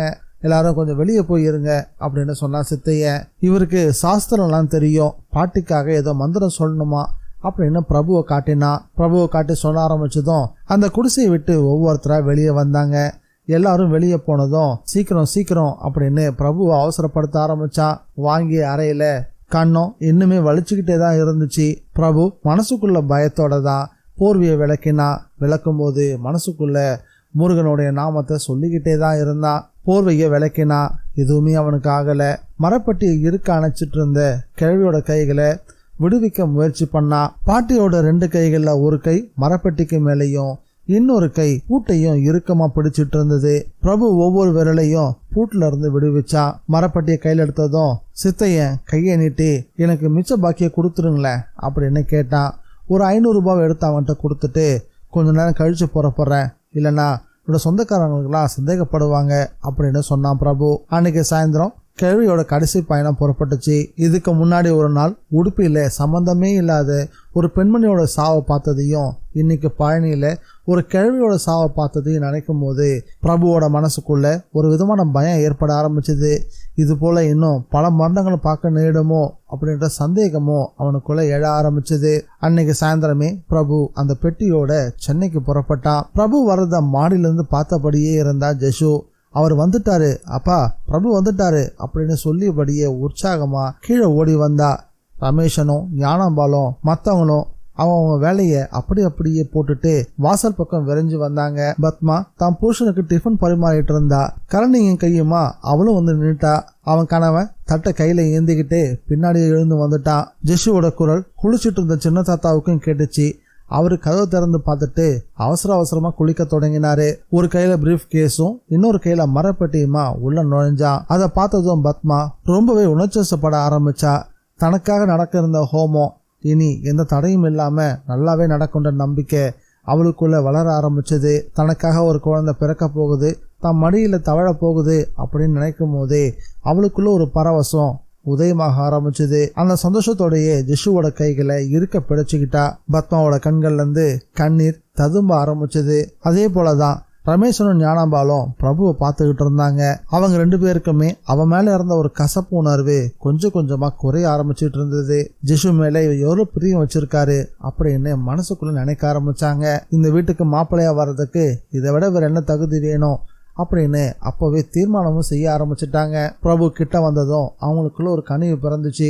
வாங்க, பயணம் எப்படி இருந்தது, சௌகரியமா இருந்துச்சா அப்படின்னு விசாரிக்க ஆரம்பிச்சாங்க. சௌகரியம் மட்டும் இல்லைங்க, வெற்றிகரமா முடிஞ்சிருச்சு அப்படின்னு சொல்லிக்கிட்டு மரப்பட்டியை எடுத்து அவங்க கையில கொடுத்தான். ஆனா அவங்க அதை வாங்காம, இதை எங்ககிட்ட கொடுக்க வேணாம், பெரியவர்கிட்ட கொடுங்க அப்படின்னு அருணாச்சலத்துக்கிட்ட கொடுக்க சொன்னாங்க. அதுக்குள்ள அருணாச்சலம் அங்க வந்து சேர்ந்தாரு. ஈர துண்டோட கிட்ட வந்து அதை கைகளில் வாங்கிக்கிட்டாரு. வாங்கினதும் இது பூட்டி இருக்குதே அப்படின்னு சொன்னாரு. சின்ன பூட்டு தான், உடைச்சிடலாம் அப்படின்னு பிரபு அவரை சமாதானப்படுத்தினா. அருணாச்சலம் அந்த பெட்டியை உலுக்கி பார்த்தாரு. உள்ளுக்குள்ள இருந்து கலகலன்னு சத்தம் கேட்டுச்சு. உள்ளுக்குள்ள ஏதோ ஒரு பொருள் இருக்கிறது அது உணர்த்துச்சு. பழனியில் அந்த மடம் இன்னும் இருக்குதா அப்படின்னு விசாரிக்க ஆரம்பிச்சதும் பிரபு சிரிச்சிட்டான். மடமா, அது இருந்த இடத்துல இப்ப புல்லு முளைச்சிருச்சு, அப்புறம் இது எப்படி அப்படின்னு அருணாச்சலம் விசாரிக்கவும் பழனி நடந்த ஒட்டுமொத்த விஷயத்தையும் சுருக்கமா சொல்லி முடிச்சான் பிரபு. பிரபு பேசி முடிச்சதும் ஞானாம்பா குறுக்கிட்டா. அவரை நேரா இங்கதான் வந்திருக்கிற மாதிரி தெரியுது, ரொம்பவும் சோர்ந்து வர போயிருக்காரு. தம்பி, முகத்தை கழுவிட்டு வாங்க, டிஃபன் சாப்பிடலாம் அப்படின்னு கூப்பிட்டான் ஞானாம்பா.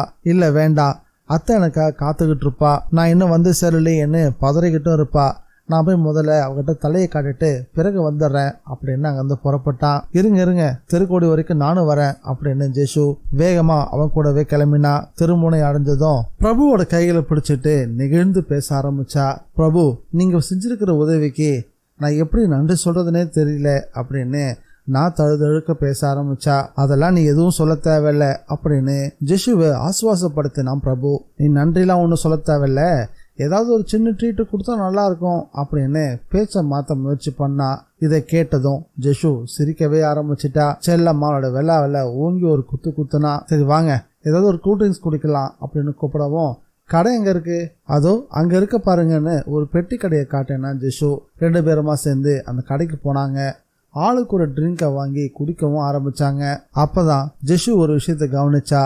பிரபு தான் வாங்கியிருந்த கூல்ட்ரிங்க்ஸ்ல ஸ்ட்ராவை வாயால தேடி பிடிக்க ரொம்பவே சிரமப்பட்டுக்கிட்டு இருந்தான். பிரபு, உங்களுக்கு பார்வை சரியா தெரியலையா, ஏதோ தேடுற மாதிரி தெரியுதே அப்படின்னு கேட்கவும், ஆமா ஜிஷு, எனக்கு கொஞ்சம் பார்வை சரியா தெரியதான் மாட்டாங்குது, தட்டு தடமாதான் சில விஷயத்த பண்ணிக்கிட்டு இருக்கேன்.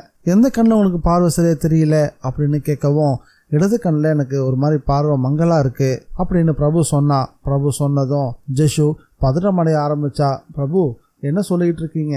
இரு அவசரப்படாத. என்னால் வலது கண்ணால் தான் பார்க்க முடியுது. வலது கண்ணை மறைச்சிக்கிட்டேன்னா இடது கண்ணில் எதுவுமே எனக்கு தெரியல. இடது கண்ணால் பார்க்கும் போது ஏதோ பனிமூட்டத்தை பார்க்குற மாதிரி தான் தெரியுது. ஒன்றை கூட என்னால் பார்க்க முடியல தெரியுமா அப்படின்னு வருத்தமாக சொல்லவும் ஜெஷு ரொம்பவே பீதி அடைய ஆரம்பிச்சிட்டா. பிரபு, ஆபத்து ஒன்று நெருங்கி வந்துருச்சுன்னு நினைக்கிறேன் சொன்னவ பிரபுவோட இடது கண்ணை பார்த்தா. கருவிழியோட மையத்தில் வெள்ளை கலர்ல ஒரு புள்ளி தெரிஞ்சது. பிரபு, இனி நம்ம ஒரு நிமிஷம் கூட தாமதிக்க கூடாது. அந்த சாரதாவோட ஆவி உங்களோட கண்ணுக்கு குறி வச்சிருச்சு. வாங்க, இந்த விஷயத்த முதல்ல சின்ன தாத்தா கிட்ட சொல்லலாம். அவர் உடனே அந்த ஜபமாலை எடுத்துருவாரு. அதை எடுத்துட்டாருன்னா எல்லா வேலைகளும் சீக்கிரமா முடிஞ்சிடும் அப்படின்னு அவசரப்படுத்த ஆரம்பிச்சுட்டா. வாங்கின ஜூஸு முழுசா கூட குடிக்காம பாதிலேயே வச்சுட்டு பிரபுவோட கைகளை பிடிச்சுக்கிட்டு வேகமா தன்னுடைய வீட்டை நோக்கி நடக்க ஆரம்பிச்ச ஜெஷு. பிரபுவும் ஜெஷுவும் வேகமா திரும்பி வரத ரமேஷன் பார்த்ததும், என்னம்மா என்னாச்சு அப்படின்னு பதட்டமடைய ஆரம்பிச்சாரு. அப்பா, தாத்தா எங்க இருக்காரு? சீக்கிரமா அவரை வர சொல்லுங்க. முதல்ல அந்த பெட்டிக்குள்ள இருந்து அந்த ஜபமாலையை உடனே வெளியே எடுத்தாகணும். பிரபு ரொம்ப பெரிய ஆபத்துல இருக்காரு. கொஞ்சம் விட்டாலும் அந்த சாரதா இவரோட கண்ணையே குருடாக்கிடுவா அப்படின்னு சொன்னவ தாத்தா தாத்தா அப்படின்னு கூப்பிடவே ஆரம்பிச்சிட்டா. ஜெஷு கூப்பிட்டதை கேட்டதும் அருணாச்சலம் ரூமை விட்டு வெளியே வந்தாரு. ஜெஷு அவர்கிட்ட விஷயத்த பதட்டமா சொல்லி முடிக்கவும் அவரு ஆசுவாசப்படுத்த ஆரம்பிச்சிட்டாரு. அவசரப்படாத ஜெஷு, இன்னும் 2 நாளைக்கு அது வெளியே எடுக்க கூடாதான். ஏன் என்னாச்சு அப்படின்னு இன்னும் 2 பதற ஆரம்பிச்சா. இறந்து போனவனுடைய கையில இருந்து தான் இந்த பெட்டியை பறிச்சுட்டு வந்திருக்காரு. அது தீட்டப்பட்டிருக்கு, அசுத்தமா இருக்குது.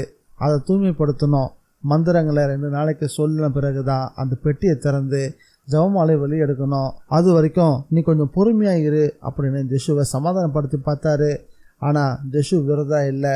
தாத்தா, இங்க பாருங்க, அவரோட கண்கள்ல எதுவுமே தெரியலன்னு சொல்லிட்டு இருக்காரு. 2 நாள் பொறுக்கணும்னா எப்படி தாத்தா? அதுக்குள்ள ஒரு கண்ணுக்கு ஏதாவது ஆச்சுன்னா நான் என்ன பண்றது? அழுதபடியே பேச ஆரம்பிச்சா ஜெஷு. பைத்திய மாதிரி பேசாத ஜெஷு. அசுத்தமா இருக்கும் போது அதை உபயோகப்படுத்தணும்னா அது பயன் இல்லாமல் போயிடும்.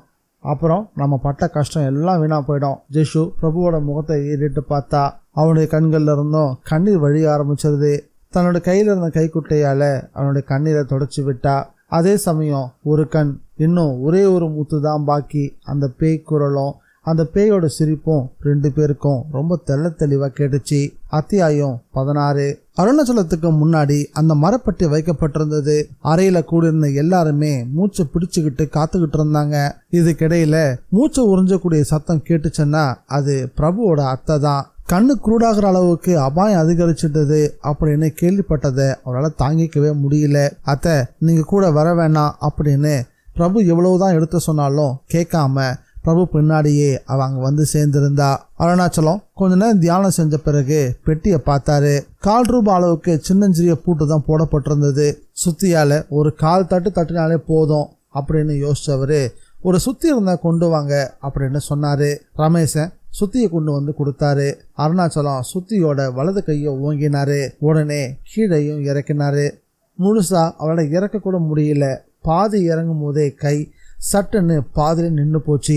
இதை கவனிச்சுட்டு இருந்த ரமேஷன் என்னாச்சு அப்படின்னு கேட்டாரு. ஒண்ணுமில்ல அப்படின்னு சொல்லிட்டு மறுபடியும் என்னுடைய கையை ஓங்கினாரு அருணாச்சலம். பூட்டை உடைக்கிறதுக்காக சுத்திய கீழே இருக்கும் போது மறுபடியும் கை பாதிலே நின்று போச்சு. இப்பதான் ஒரு விஷயத்த ரமேஷன் கூர்ந்து கவனிச்சாரு. யாரோ தடுத்து நிறுத்தின மாதிரி தான் அவரோட கை பாதிலே நின்றுச்சு. இதை ரமேஷன் மட்டும் இல்ல, பிரபுவும் தான் கவனிச்சான். சுத்தி என்கிட்ட கொடுங்க அப்படின்னு கேட்டு வாங்கினா. வேகமா கையை உயர்த்தினா. பூட்டை நோக்கி சுத்தி இறங்கும் போது யாரோட கையை பாதில இருக பிடிச்ச மாதிரி கை பாதில நின்று போச்சு. இதே போல 3-4 முறை முயற்சி பண்ணி பார்த்தான். அவனால அந்த பூட்டை உடைக்க முடியல. சுத்தியிலோட கையை ஓங்குறதும் தோலுக்கு கீழே சுத்தியில் இறங்காம தடுக்க போறதும் தொடர்ந்து நடக்க ஆரம்பிச்சது. ரமேஷனும் தான் பங்குக்கு சுத்தியில வாங்கி பூட்டை உடைக்க முயற்சி பண்ணி பார்த்தாரு. அவராலையும் முடியல. சுத்தியில இப்படி கொடுங்க அப்படின்னு அருணாச்சலம் சுத்தியில கைகளை வாங்கிக்கிட்டாரு. பிறகு பார்வையை விட்டத்தை நோக்கி உயர்த்தி அங்க உட்காந்துட்டு இருந்த யாரையோ பாக்குற மாதிரி அவருடைய கண்கள்ல ஒரு பிரகாசம் ஏற்பட ஆரம்பிச்சது. அமைதியும் ஆணையும் நிரம்பிய குரல்ல சாரதா அப்படின்னு கூப்பிட்டாரு. திடீர்னு உலகத்தோட சுழற்சி நின்று போன மாதிரி அந்த அறையை ஸ்தம்பிச்சு போச்சு. காத்தே வீசல. ஜன்னலுக்கு வெளியில மரம் செடி கொடி கூட அசையது நின்று போச்சு. ஜன்னலுக்கு வெளியில கொடியில ஆடிட்டு இருந்த துண்டை யாரோ பிடிச்சு நிறுத்தின மாதிரி அப்படியே நின்று போச்சு. அறைக்குள்ள சுவத்துல இருந்த ஒரு பள்ளி வாழை தூக்குனது அப்படியே சுவரோட சுவர ஒட்டிக்கிட்ட மாதிரி நின்று போச்சு. மறுபடியும் சாரதா அப்படின்னு 2வது முறையும் அருணாச்சலம் கூப்பிட்டாரு. உன்னோட கோபம், ஆத்திரம், அகங்காரம் எல்லாமே அடங்குற காலம் வந்துருச்சு. இன்னும் ஏன் இந்த கடைசி நிமிஷம் ஆர்ப்பாட்டம்? நான் இந்த பெட்டியை திறக்க தான் போறேன், அந்த ஜெபமாலையை கையில எடுக்க தான் போறேன். அருணாச்சலம் இந்த வார்த்தைகளை சொன்னதும் ஜன்னலுடைய கதவுகள் படார் படார்னு அரைஞ்ச மாதிரி சாத்த ஆரம்பிச்சது. ஆவேசம் பிடிச்ச ஒரு பைத்தியக்காரன் அறைக்குள்ள புகுந்து வெறியாட்டம் போட்ட மாதிரி அறை முழுசும் கூத்தாட ஆரம்பிச்சது. நாற்காலிகளும் மேஜைகளும் நகர ஆரம்பிச்சது. ஒன்னோட ஒன்று மோதிக்கவும் செஞ்சுது. சுவத்தில் மாட்டப்பட்டிருந்த கேலண்டர் எல்லாமே வௌவால்கள் மாதிரி பறக்க செஞ்சுது. கண்ணாடி படங்கள் கீழே விழுந்து சில்லு சில்லுன்னு உடையும் செஞ்சுது. அந்த அறைக்குள்ள இருந்த அத்தனை பேருமே பதறி தான் போயிட்டாங்க. அதே நேரத்தில் வாசல்ல ஒரு குரல், சார் அப்படின்னு கேட்டுச்சு. யார் இது அப்படின்னு கேட்டார் ரமேஷன். குழா ரிப்பேருக்கு வர சொன்னீங்கல்ல, முருகன் வந்திருக்கேன், இப்ப வேணாம், நாளைக்கு வா அப்படின்னு சொன்னாரு ரமேஷன். யார் வந்தது? முருகனா அப்படின்னு கேட்டபடியே உயர்த்திய சுத்திய முருகா அப்படின்னு சொல்லிக்கிட்டு ஓங்கி அடிச்சாரு. இந்த முறை கை எந்தவித தடையும் இல்லாம வேகமா பூட்டை நோக்கி வர ஆரம்பிச்சது. சுத்தியல் பூட்டை உடைச்சி எரிஞ்சது. பூட்டு செதறி போனதும் அந்த தாழ்பாலை விடுவிச்சு பெட்டியை திறக்க முயற்சி பண்ணாரு. இந்த முறையும் அவரை பெட்டியை திறக்க விடாம யாரோ அழுத்தி பிடிச்சுக்கிட்ட மாதிரி இருந்துச்சு. சாரதா, என்னை விடு அப்படின்னு அருணாச்சலம் அதட்டினாரு. உன்னுடைய பேய் வாழ்க்கையில கடைசி கட்டம் வந்துருச்சு, எடு கைய, என்னை தடுக்காத, முருகனோட பெயரால சொல்றேன், என்னை விட்டு விலகு அப்படின்னு சொன்னாரு. பிரம்மாண்டமான உருவம் ஒன்று எகிரி விழுந்த மாதிரியான ஒரு சத்தமும் கேட்டுச்சு. அந்த பெட்டியை திறந்தாரு. பெட்டிக்குள்ள தொட்டில சுருண்டு தூங்கக்கூடிய குழந்தை மாதிரி ஒரு சின்ன மரப்பெட்டி இருந்துச்சு. அதுக்குள்ள இருந்து ஜபமாலையை வெளியே எடுத்தாரு. 2 உள்ளங்கையிலையும் அந்த ஜபமாலையை ஏந்திக்கிட்டு 2 கண்கள்லையும் அதை ஒத்திக்கிட்டாரு.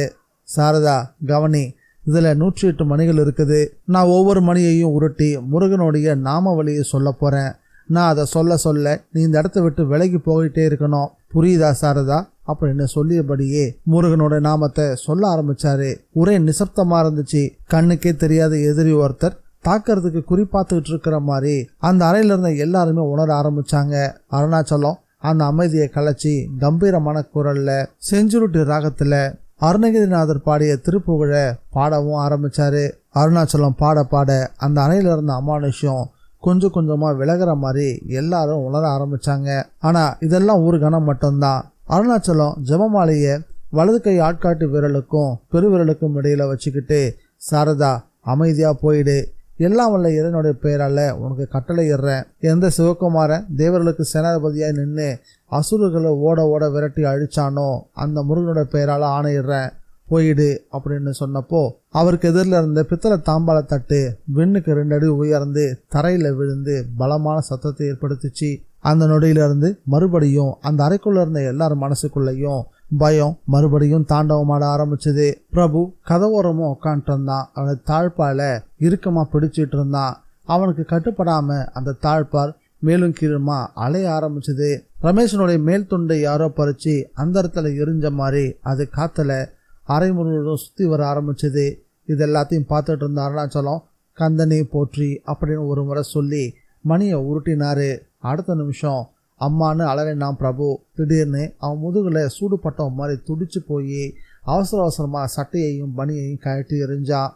விரல்களால் தடவி பார்த்தப்போ ரத்த கரை தெரிஞ்சுது. இதை பார்த்ததும் ஜெஷு பதறியே போயிட்டா. பிரபுவோட முதுகுல மேலிருந்து கீழா ஒரு ரத்த கூடு தெரிஞ்சுது. ரொம்ப நேரமா வெளியில நின்றுட்டு இருந்த பிரபுவோட அத்தை எல்லாரையும் தள்ளிக்கிட்டு முன்னாடி வந்தா. தன்னுடைய புடவை தலைப்பால ரத்த கிட்ட தொடச்சு விட்டா. அவளோட கண்கள்ல இருந்த கண்ணீர் ஆறா பெருகி ஓடிக்கிட்டு இருந்துச்சு. என் குழந்தைய எல்லாரும் சேர்ந்து ஏன் இவ்வளவு கஷ்டப்படுத்திக்கிட்டு இருக்கீங்க? தயவு செஞ்சு விட்டுடுங்க. அம்மா ஜெஷு, உன்னை கையெடுத்து கும்பிட்டு கேட்டுக்கிறேன். பிரபு மேல எனக்கு ஆசை இல்லைன்றதை மட்டும் சொல்லிடு. அவனை நான் கல்யாணம் பண்ணிக்க மாட்டேன்னு சொல்லிடு, அதுவே போதும். சாரதா அதுக்கப்புறம் எந்த கெடுதலையும் அவனுக்கு செய்ய மாட்டா. பிரபுவை விட்டுட்டு போயிடுவா அப்படின்னு அழுதபடி சொன்னா. அத்தை, எனக்கு ஒன்றும் இல்லை, கொஞ்சம் பேசாமல் இருங்கன்னு பிரபுவும் தான் பங்குக்கு அவளை சமாதானப்படுத்த முயற்சி பண்ணா. இவ்வளோ தூரம் நடந்துருச்சு, இனிமேல் பயந்து எதுவும் ஆக போகிறதில்ல, பயப்படாமல் இருங்கன்னு அவன் சொன்ன வார்த்தைகள் அவளுக்குள்ள ஒரு தெம்பதான் உருவாக்குச்சு. நேரெதிராக உட்காந்து பேசுகிறவங்கள்ட்ட மாதிரியே அருணாச்சலம் சொன்னாரு, சாரதா கோபத்தை அடக்கு. பிரபு தன்னோட செய்கைக்கு வருத்தம் தெரிவிச்சிட்டானே, அம்மா தழும மூஞ்ச சொல்லி உன் மனசை புண்படுத்துறதுக்கு மன்னிப்பும் கேட்டுட்டான்ல, இதுக்கப்புறமாவும் நீ அவனை கஷ்டப்படுத்துறது எந்த விதத்தை நியாயம்னு சொல்லு. அருணாச்சலம் இந்த வார்த்தைகளை கேட்டதும் அது வரைக்கும் கனகனன்னு ஆடிக்கிட்டு இருந்த பித்தளை தாம்பாலம் ஆடி அமர்ந்துச்சு. சாரதா, நீ எவ்வளோ அழகான அமைதியான பொண்ணாக இருந்த, ஆனால் இப்போ எவ்வளோ கொடூரமானவெல்லாம் மாறிட்ட. உன்னோட கோரமான தோற்றத்தை மாற்றிக்கோ. ஆனல் விட்டு எரிஞ்சிட்டு இருக்க உன்னுடைய கண்களுக்கு குளுமை வரட்டும். உன்னுடைய தீ நாக்கு சந்தனமாகட்டும். உன்னுடைய கோர பற்கள் முத்தாகட்டும். உன்னுடைய நெருப்பு பட்டையிலான கூந்தல் பட்டாகட்டும். எலும்புகள் துருத்தினுடைய கன்னங்கள் ரோஜா பூவாகட்டும். ஈட்டி போல் நீட்டிட்டு இருக்கக்கூடிய நகங்கள் இளந்தளிர் இலையாகட்டும். கேளு சாரதா, சொல்றத கேளு. ஜெபமாலைய அடுத்த மணி உருட்டவிருந்தவரு நிதானிச்சாரு. சாரதா, நான் சொல்றத கேளு. உனக்குள்ள எவ்வளோ பெரிய கொந்தளிப்பு இருக்குதுன்னு எங்களுக்கு எல்லாருக்கும் நல்லாவே தெரியும். உன்னோட கோபம் லேசில் அடங்காது, அது எனக்கு புரியுது. முருகனுடைய நாம வழியை நான் ஒவ்வொன்றா சொல்லும் போது நீ கொஞ்சம் கொஞ்சமாக அடங்க தான் போற. உன்னோட ரௌத்ர குணம் மாறி நீ சாந்தம் அடைய தான் போற. அது வரைக்கும் மெலிசா எரிஞ்சிட்டு இருந்த குத்து விளக்கூடிய 5 முகங்களும் குபீர்னு தீவெட்டி மாறி ஓங்கி வளர தொடங்குச்சு. பக்கத்தில் இருந்த ஊதுவத்தி கட்டு மொத்தமும் திகு திகுன்னு பத்தி எரிய ஆரம்பிச்சது.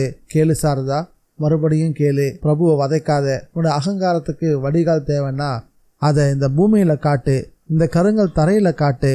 அருணாச்சலம் இது எல்லாத்தையும் சொல்லிட்டு குகனே போற்றி அப்படின்னு சொன்னாரு. பிரபு முன் போல அலறி துடிக்கவே இல்லை. அவன் முதுகுலையும் பார்த்தா ஜஷு எந்த இரத்த கோடும் அங்க முளைக்கல. அதுக்கு பதிலா அதோ அப்படின்னு தரையை காட்டின ரமேஷன். தரையில ஒரு சிகப்பு கோடு போடப்பட்டிருந்தது. குங்குமத்தை கரைச்சி கம்பி இழுத்த மாதிரி மின்னு ரத்தக்கூடு. மறுபடியும் ஜன்னல் கதவுகள்லாம் ஒன்னோட ஒன்று மோதிக்க ஆரம்பிச்சது. கட்டில்கள்லாம் ஆட ஆரம்பிச்சது. சண்முகனே போற்றி அப்படின்னு சொல்லி 3வது மணியை உருட்டினார் அருணாச்சலம். முந்தின கோட்டுக்கு பக்கத்துல இன்னொரு கோடு, அதன் பிறகு குறுக்கா ஒரு கோடு அப்படின்னு முளைக்க ஆரம்பிச்சது. மயில் வாகனனே போற்றி, சேனாதியே போற்றி, சுப்பிரமணியனே போற்றின்னு ஜெபமாலையில ஒவ்வொரு மணியா உருட்டிய வண்ணம் அவர் சொல்ல சொல்ல தரையில விழுந்த ரத்த கோடுகளுடைய நீளம் குறைஞ்சிக்கிட்டே வர ஆரம்பிச்சது. 108வது நாமவளை சொல்லி முடிச்சாரு.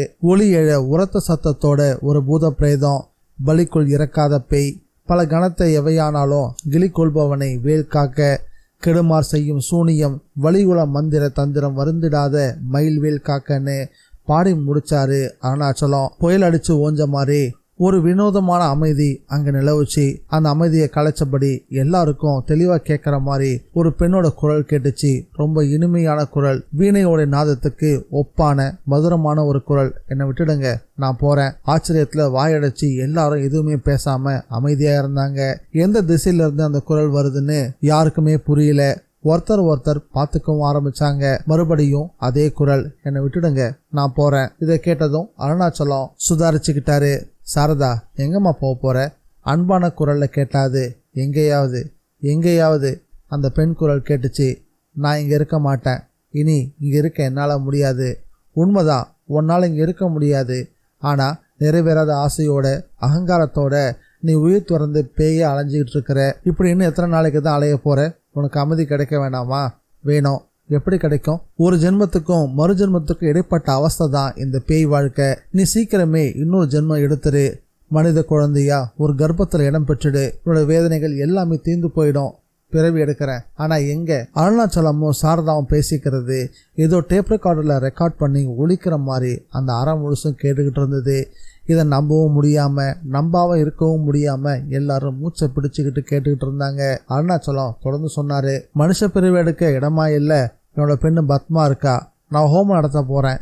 இன்னிலிருந்து 8வது நாள் அவளும் அவளுடைய கணவனும் ஒன்னா இருக்க போறாங்க.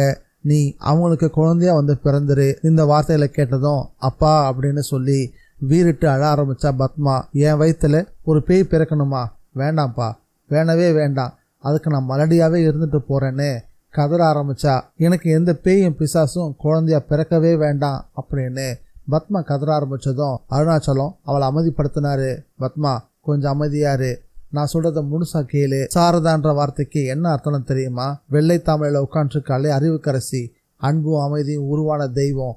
அவன் வயிற்றுல பிறக்கிறது உனக்கு ஒரு பாக்கியம். அழகும் இனிமையும் நிறைஞ்ச குழந்தையா அவ உனக்கு வந்து பிறப்பா.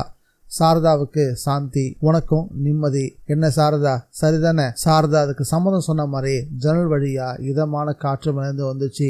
அது கூடவே மகிழும் பூக்களை எங்க இருந்து கொண்டு வந்து காற்று கொட்ட ஆரம்பிச்சது. இதுக்கிடையில ஜஷு பிரபு அப்படின்னு அலற ஆரம்பிச்சா. என்ன ஜஷு? அவ அடுத்த வார்த்தையை சொல்லாம தன்னுடைய அறைக்கு ஓடி போய் ஒரு கண்ணாடியை கொண்டு வந்து அவனுடைய முகத்துக்கு நேரா பிடிச்சு, பாருங்க, உங்க முகத்தை கொஞ்சம் பாருங்க அப்படின்னு குழந்தை மாதிரி துள்ளி குதிக்க ஆரம்பிச்சுட்டா. பிரபுவும் கண்ணாடியை பார்த்தான். அவனுடைய முகத்துல எந்த விகாரமும் இல்லை. முன்ன போலவே முகம் மழன்னு ரொம்ப பிரகாசமா இருந்துச்சு. கன்னத்துல இருந்த வடுக்களும் கண்ணுக்கு பக்கத்துல இருந்த வடுவும் இப்போ இல்லை. அது மட்டும் இல்லை, அவனுடைய இடது கண்ணிலையும் இப்போ பார்வைகள் தெளிவா தெரிய ஆரம்பிச்சது. 10 மாசம் கழிச்சு ஜெஷுவுக்கும் பிரபுவுக்கும் திருமணம் சிறப்பா நடந்து முடிஞ்சது. தாலி கட்டி முடிச்ச அதே வேளையில அருணாச்சலத்துக்கு தந்து ஒரு தந்தியும் வந்து சேர்ந்துச்சு. பத்மாவுக்கு பெண் குழந்தை பிறந்திருக்கு. தாயும் செய்யும் ரொம்ப சௌகரியமா இருக்காங்க. அந்த குழந்தைக்கு சாரதான்னு பேர் வச்சிருக்கோம். ரமேஷன் அந்த தந்தியை படிச்சுட்டு கண்களை மூடியபடி ஹம்சத்தை வாகனமா வச்சிட்டு இருக்கவ எவ்வளோ, வித்தைகளோட இருப்பிடமானவள் எவ்வளோ, விசாலமான நேத்திரங்களை உடையவள் எவ்வளோ, வைஷ்ணவி எவ்வளோ, திவ்யமான அங்கங்களை உடையவள் எவ்வளோ, மகா மாயமானவள் எவ்வளோ, அவளே உலகை ரட்சிக்கட்டும் அப்படின்னு சொன்னாரு. இந்த நாவல் உங்களுக்கு பிடிச்சிருக்கா இல்லையான்றத மறக்காம கமெண்ட்ல பதிவு பண்ணுங்க. நம்ம சேனலுக்கு நீங்க ஃபர்ஸ்ட் டைம் வந்திருக்கீங்கன்னா சப்ஸ்கிரைப் பட்டனை பிரஸ் பண்ணி நம்ம சேனலுக்கு சப்போர்ட் பண்ணுங்க. மீண்டும் மற்றதொரு புதிய நாவல்ல சந்திக்கலாம். Bye guys.